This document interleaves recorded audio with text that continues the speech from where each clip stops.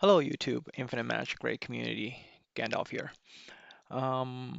It's been 9 months since I started this channel, and I thought maybe this will be a good time to do a little bit of recap and a little bit of reflection, and maybe collectively, hopefully, from the inspiration in the channel below, um, get a sense from you guys where you think I should focus on in the future as I look at different type of content to cover for the game.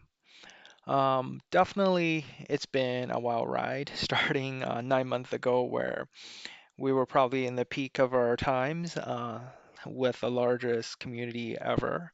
Um, and probably over 500 people on Discord. A lot of people, we had a really great mentorship program. A lot of people asked, for tips and guides, and that's when a lot of people suggested that why don't I just start instead of posting one, responding to one person one at a time, just start doing videos and doing guides for people and just sharing my game knowledge. And 9 months later, I think a few months ago, I kind of announced semi-retirement, and I have to give a shout out to Hako and Panda. I'm not sure what happened behind the scenes, but honestly, part of the reason why I was a little bit quiet in this week was there was a bit of fallout. A lot of players decided to move on to another game. I personally wasn't sure where I want to go from that point, but hey, in a span of less than a week, shout outs to Panda, going back to a leadership position, coming out of retirement, and we have a fantastic group of players coming back together. Very happy to see some old faces coming together. Farmington, Farmertron. Good to be in the same guild with you again. We got Love coming back. Kawasaki, we go back a long time. Really excited to be back in the same guild together again. So yeah, some of the old players, we're getting back together.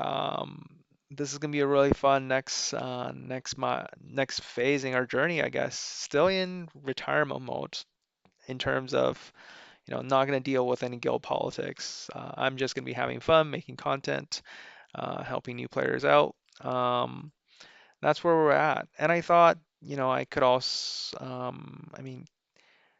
hit some milestones on the channel too.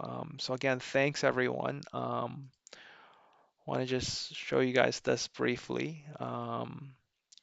We went past 800 subs. I mean, it's just been really organic, the amount of growth that I've seen, and it's really steady month by month. I've seen a lot of new players coming into the game. I know some of the OG players feel like, the game is dying.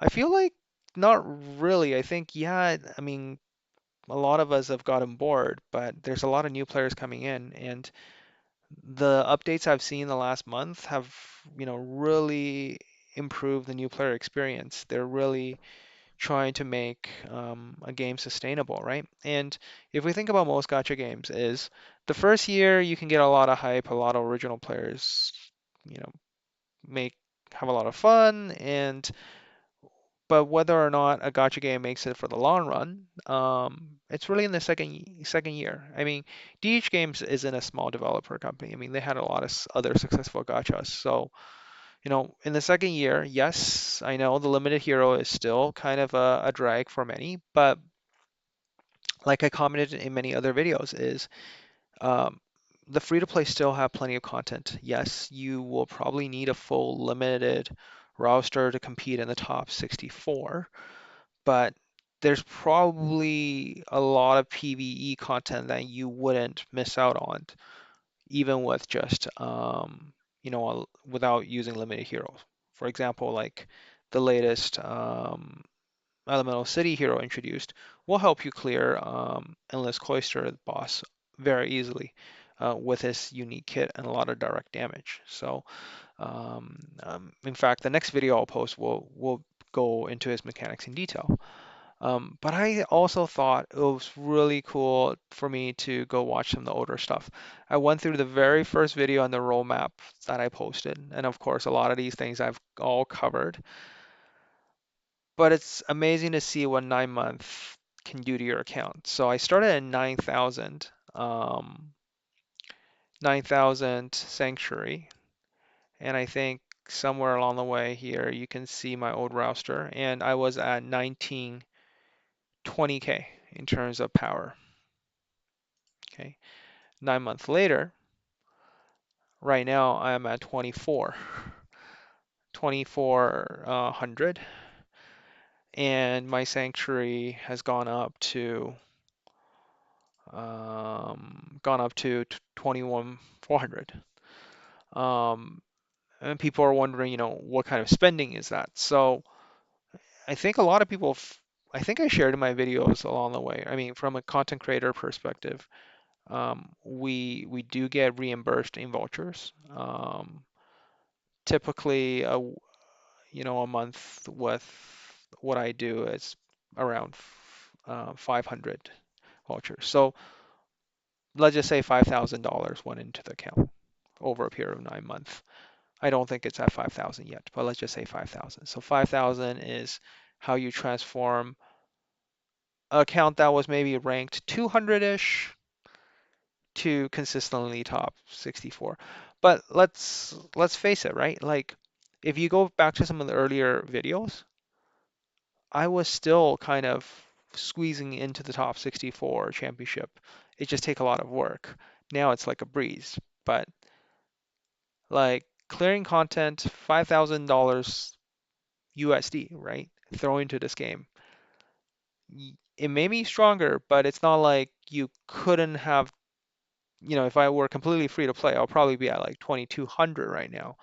But I'll still be competitive. I'll probably be in the top 100 instead of top 64, right? So as you look at this game, it is quite free to play friendly for the most part. Yes, you won, spending helps, but end of the day, you can go very far. So with that, again, I want to thank all the viewers, to help me get to where I am today. We'll do a quick, roster look at now, and I'll link the very first video um, posted on the channel, which did an overview of my account. But I thought it's a good opportunity to really review, what happened in that month. I think one major change is, the amount of E5s that I've gotten on the account now. Sanctuary going from no incarnated to, I guess, 600. That's a minor improvement. The major improvement is the Sanctuary going from 9,000 up to here in a span of about a month, right? I think as someone who's dropping 500 USD a month, you're probably making five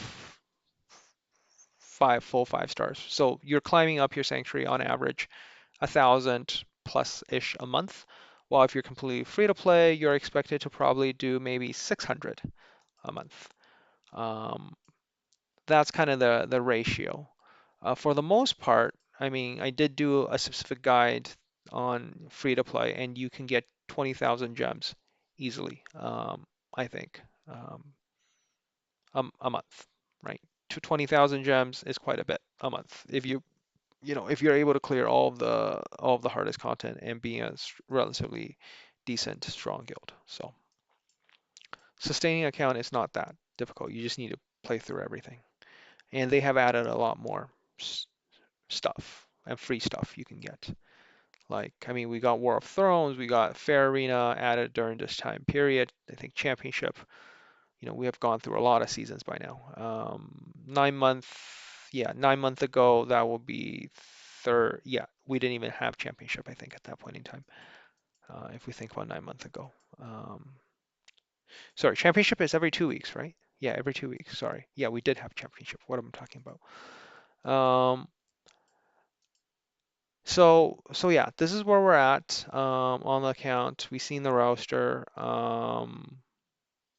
Blessing was huge. Blessing, you know, yes, a lot of mythic blessings, but a lot of them are useless, useless, useless, useless.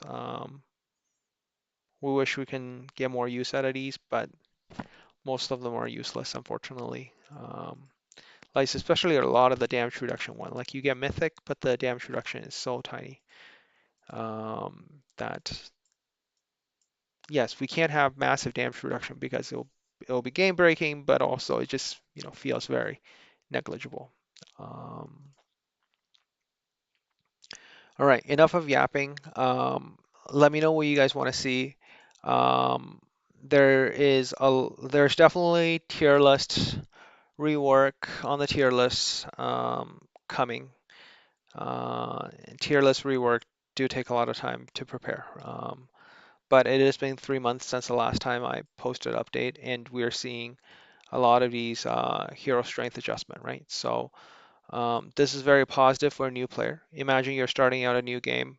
On average, you'll probably expect to get maybe 3 or 4 legendary hero as you finish the campaign, and then maybe 2 or 3 every single month as a free to play. Imagine getting really lousy heroes. So pretty much every hero that's legendary, they're trying to make it somewhat feasible. By feasible, I mean if we look at the dungeons, there you can use it to clear Tower of Mark, no problem. Like there, pretty much any hero now that's legendary DPS can probably do enough damage to help you get probably to floor 27. 28 might be a push, but 27 or 28, like you're getting way more options um, nowadays. Faction Abyss, most situation you can clear easily over stage 20 for um, most heroes that you get now very easily. You're gonna breeze through the regular campaign. I feel um, like depends on what happens, right? I might just start playing a complete new free-to-play account and just main that account. I'll have to figure out what to do there. Like, let me know if you guys think this is a really good idea because I know the the thing with a very seasoned account is it's easier to do showcase, but also playing through on brand new accounts like consistently might create, more relevant content for people who are starting out. But I know in the viewer base it is a very big mix. So let me know. Based on your comment and feedback, we'll shape the future of this channel collectively. So yeah, hopefully, and there's a lot of stuff in here that I need to use up. Very close to the next limited hero.